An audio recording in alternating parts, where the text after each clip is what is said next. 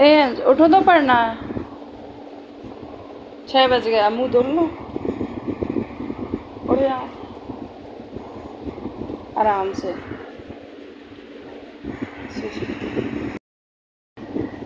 Hello hello दोस्तों, नमस्ते, good morning. कैसे हैं आप सभी? उम्मीद करती हूँ आप बहुत बहुत अच्छे होंगे। हम सभी ठीक हैं।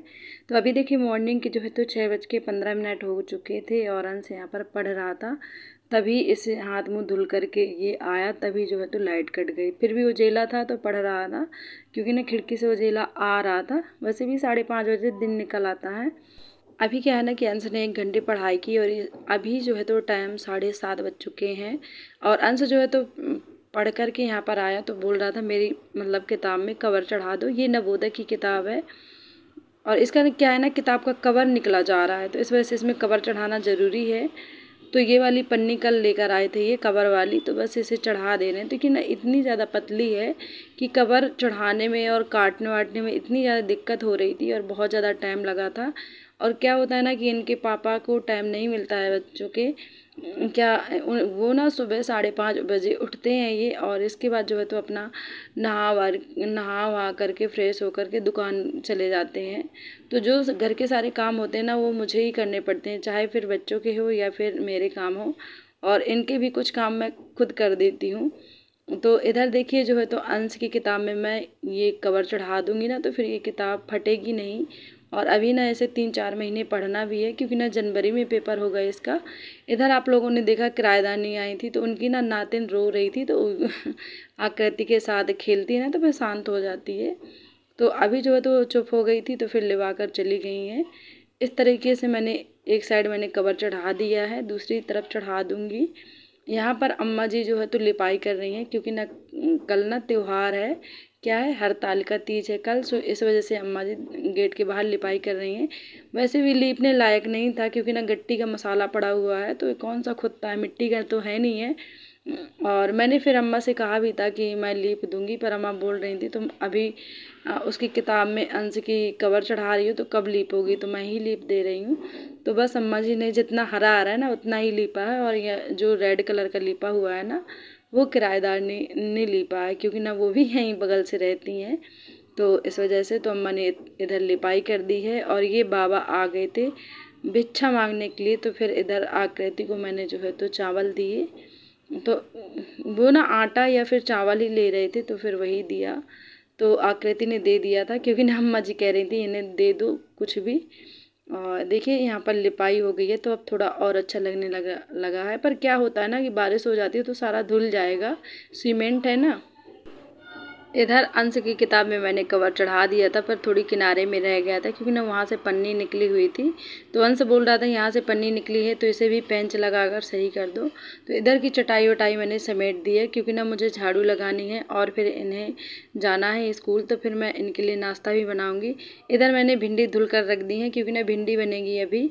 और बच्चे चले गई थी स्कूल। इसके बाद देखिए मैंने चाय बनाई, क्योंकि ना चाची जी भी आई थी। तो मैं और चाची जी और अंश के पापा थे, अम्मा तो उस वाले घर में थी।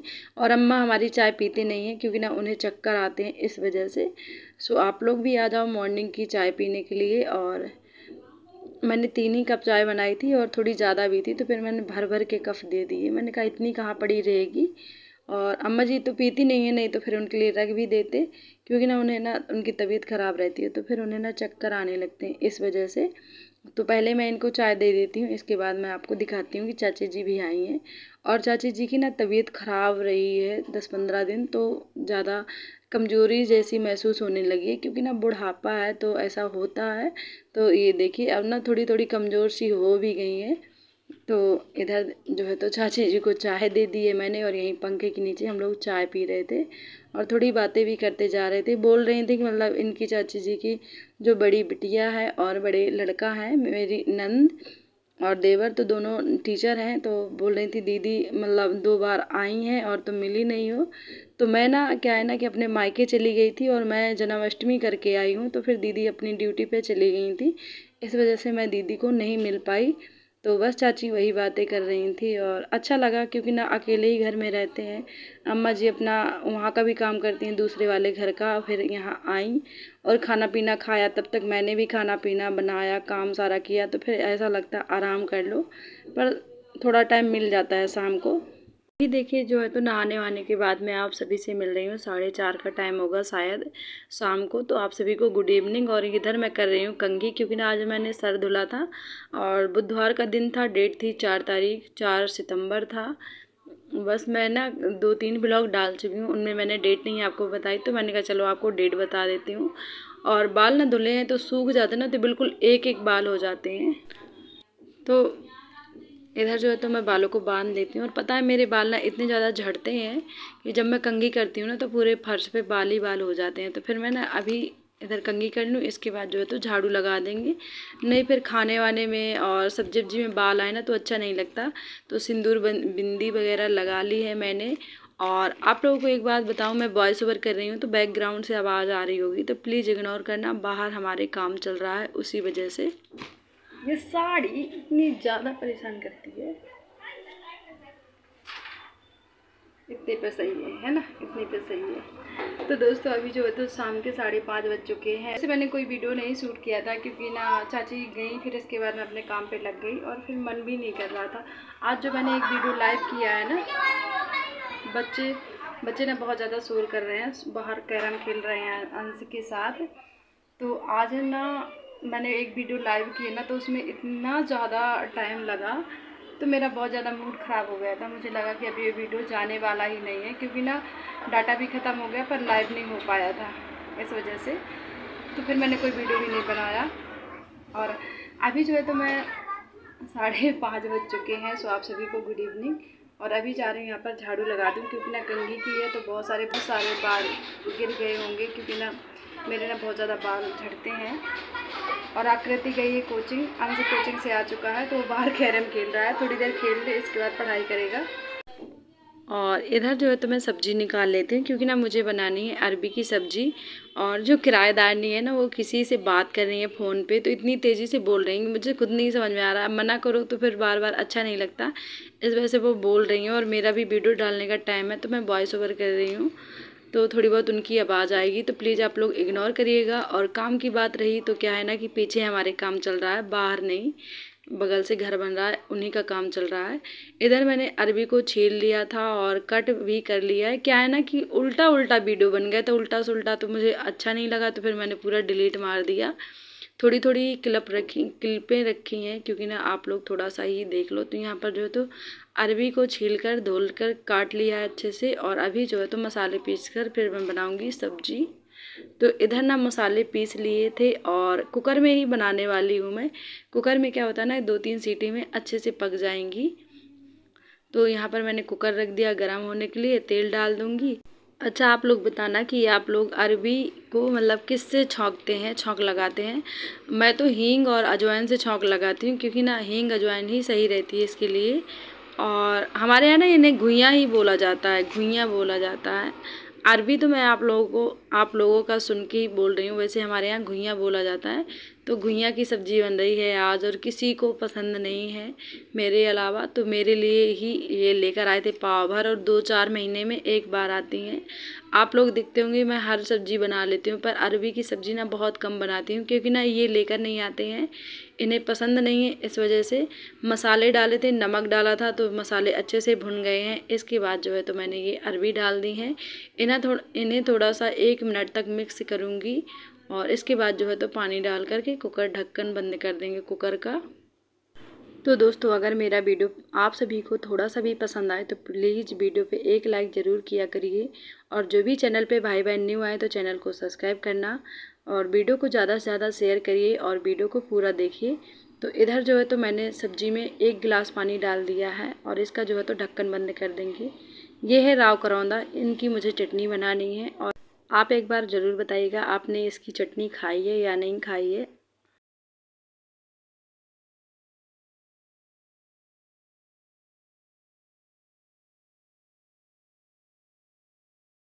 तो दोस्तों सब्जी मेरी पक रही है, 2 सीटी में पक जाएगी।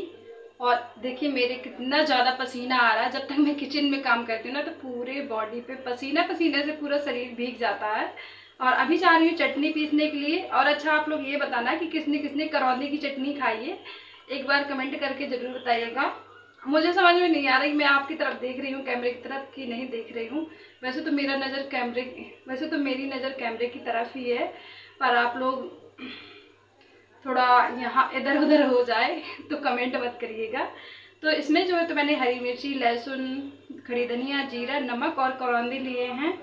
इन्हें क्या है ना कि मैं चटनी पीस लूँगी तो सभी लोग खा लेंगे। अगर ये ऐसे ही रखे रहेंगे तो पक जाएंगे और ख़राब हो जाएंगे।